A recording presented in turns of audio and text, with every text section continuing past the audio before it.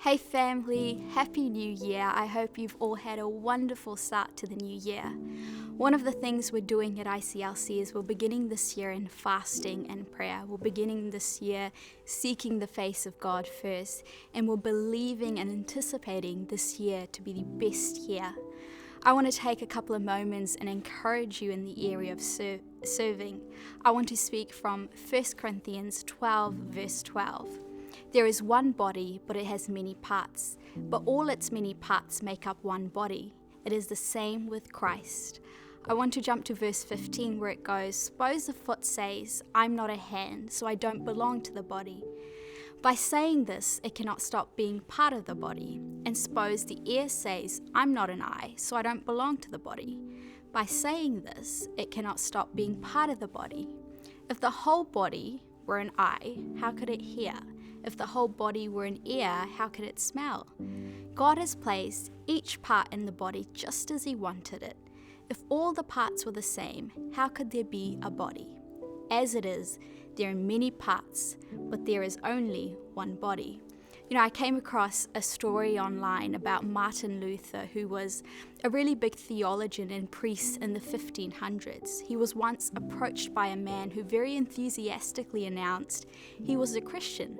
Wanting desperately to serve the Lord, he asked Luther what he should do now, as if to say, should he become a minister or a pastor or an evangelist? But Luther asked him, "What is your work now?" And the man replied, "I am a shoemaker." And much to the man's surprise, Luther replied saying, "Then make a good shoe and sell it at a good price." You see, we don't need to retreat from wherever it is we are serving from, nor do we need to justify it in terms of its spiritual value, because at the end of the day, it's all service and it's got an important part to play in the bigger picture. I think there's this idea that serving is only ever valued, or its spiritual significance is only ever seen if you're at the front leading, whether that's preaching on the pulpit or leading worship or taking the offering message.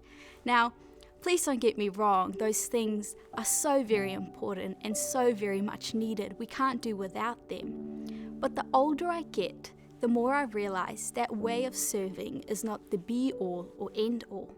That serving can look like going out of your way to pick someone up for church, and that's just as valuable as taking the offering message.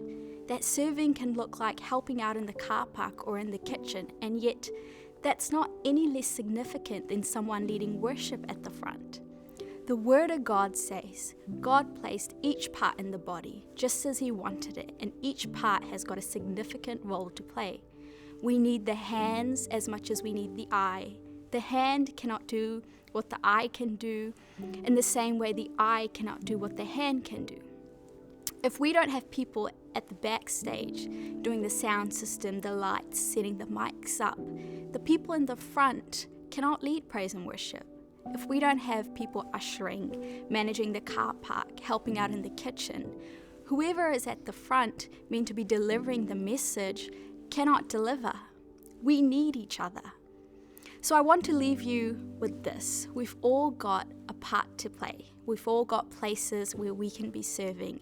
And whatever they may be, whatever they may look like, they are not any less significant or any less valuable in the eyes of God.